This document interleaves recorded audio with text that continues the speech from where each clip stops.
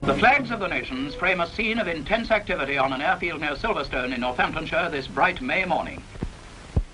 Here on this British motor racing circuit, the world's leading aces, with their supercars, mobile workshops, team managers, mechanics, and all the paraphernalia which must accompany them, are preparing for the greatest of all races, the Grand Prix d'Europe. They are here from Italy, France, Switzerland, Belgium, Siam, Era, and the Argentine, and of course Great Britain.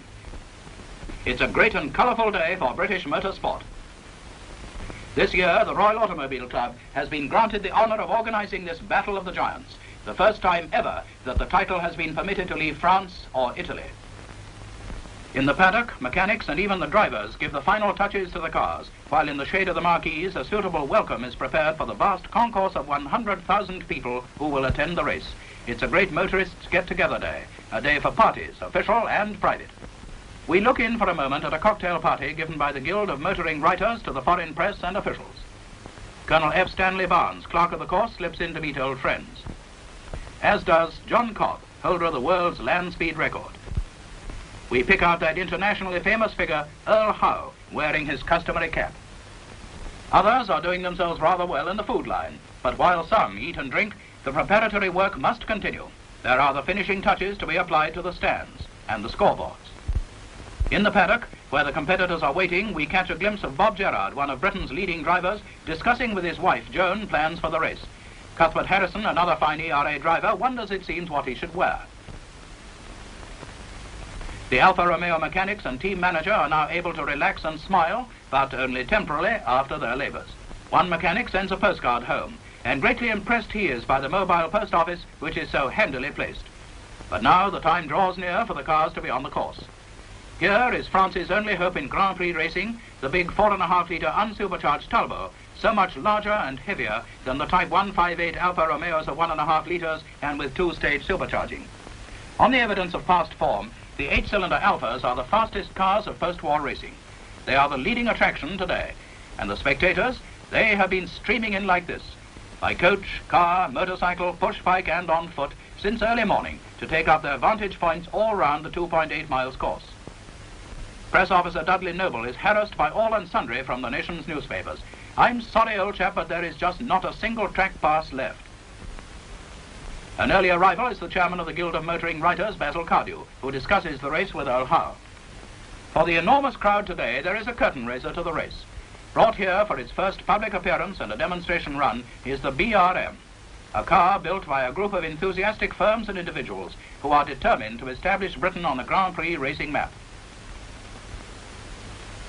Raymond Mays takes it round the course for all to see. Excitement builds up as the cars leave the paddock for the pits.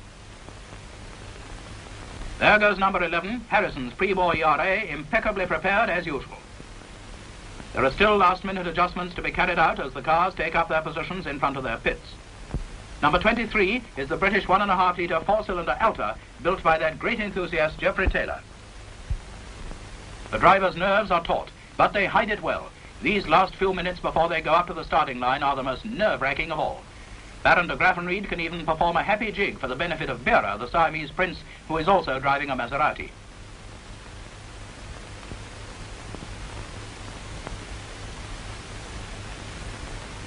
Then the crowd's attention is suddenly diverted from the activity in the pit area.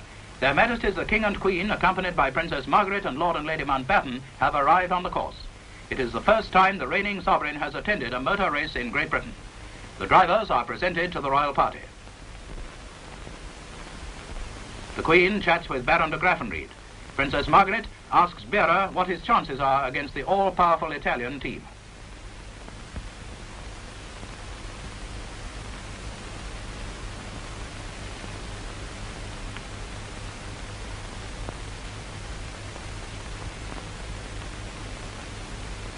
The crowds cheer as the royal party walks back to the royal box, where are waiting the representatives of the national motoring organizations of France, Italy, the Argentine, Belgium, Holland, Norway, Portugal, Sweden, Switzerland, and the United States of America, all here as guests of the Royal Automobile Club. The Royal Standard flies over the course as the drivers return to their cars and officials begin to clear the course. The cars are now being warmed up. Bob Gerrard's Old Faithful is the first to break into that full-throated roar which is music to the ears of racing enthusiasts. Baron de Graffenried is all set to go. Buehrer sits in the cockpit and gives final instructions to his mechanics. The cars are lined up alongside the pits. Some of the drivers have still not appeared, but they're in the background not far away. The crowd continues to wait expectantly. These enthusiasts are on the outside of the circuit, packed like sardines, but they're loving every minute of it. There are not many minutes left now, but still there is action in front of the pits.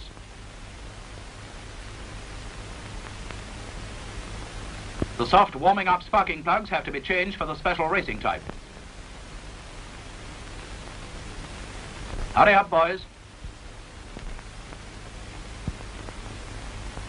Yes, here comes Colonel Barnes, the clerk of the course, to warn the drivers that they are required on the starting grid. They have one warming-up lap before reaching there. Colonel Barnes motors on to close the circuit. Here they are, the 21 starters in the 1950 Grand Prix d'Europe, lined up for the start with the 4 Alfa Romeos, the fastest in practice, in the front row. An official warns them of the passing minutes. There it is, 1 minute to go. The cars are started up, the drivers wait tensely for the dropping of the flag, and they're off. It's a good start with the Alfas in the lead and the pack tearing behind.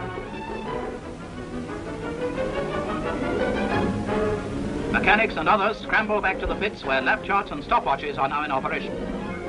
Farina gets in front with the first lap in 1 minute 50.6 seconds, a speed of 94.02 miles per hour. He is followed closely by his teammates Fangio and Fagioli, then Reg Parnell, the Britisher. Then comes Buehrer in the Maserati and Martin in the Talbot. The pace set by the Alfas is a terrific one. There are early retirements: Leslie Johnson's ERA, Martin's Talbot, Tony Rolt's ERA, and less than 5 of the 70 laps completed.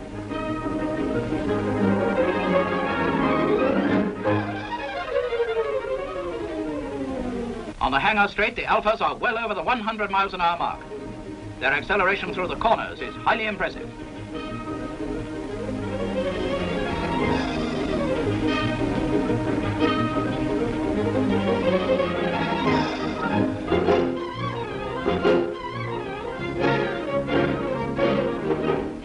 The Royal Party is personally conducted around the inside of the circuit by Mr. Wilfred Andrews and officials of the Royal Automobile Club.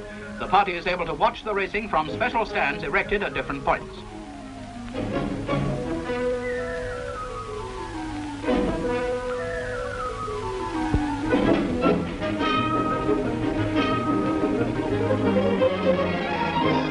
The King and Queen are keenly interested in every corner. They ask questions about the speeds, the technique of the drivers, the type of cars in use, etc.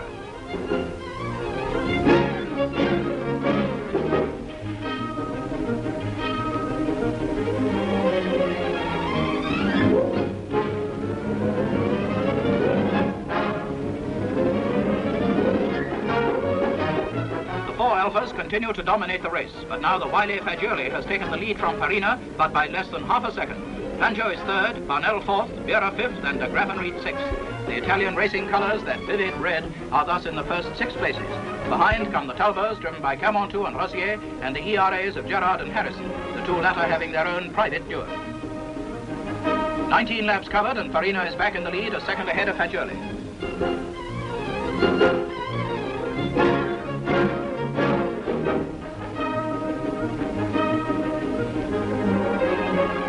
More cars are in trouble. Louis Chiron and Buehrer in Maseratis have retired, but the Alfas are still lapping steadily at round about 91 miles per hour.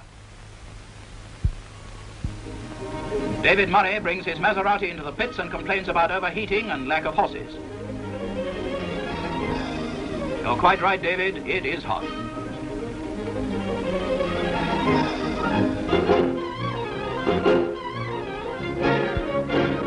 Now what's to do? A quick consultation, and the car is found to be too hot to continue. Just another retirement. 36 laps covered, just over half distance. Farina is still in the lead with Fagioli second and Parnell third. Crossley brings in his Alta for refueling. The pressure hose has failed and the car has to be replenished by hand. As a result of this mishap, the operation takes 2 minutes, 5 seconds. Fangio has already stopped for refueling. It occupied only 25 seconds but lost him third place. Parnell stops later, just 30 seconds. Wonderful examples of efficient pit management by the Alfa Romeo organization. The four Alfas continue to draw steadily away from the rest of the field, but the interest of the crowd is maintained. Four Talbots are still running, one driven by Johnny Clay, the Belgian. Gerard and Harrison in the ERAs and David Hampshire and Joe Fry in Maseratis are still there.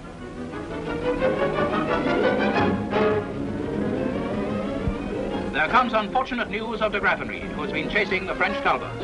He has retired with a broken connecting rod. His car is pushed off the course, and the driver, a picture of utter dejection, returns slowly on foot to the pits. The royal party makes a tour of the pits to talk to the backroom boys.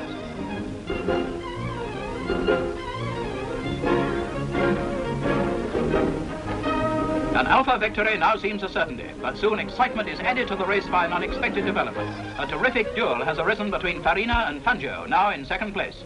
Signals go out to the Alfa driver.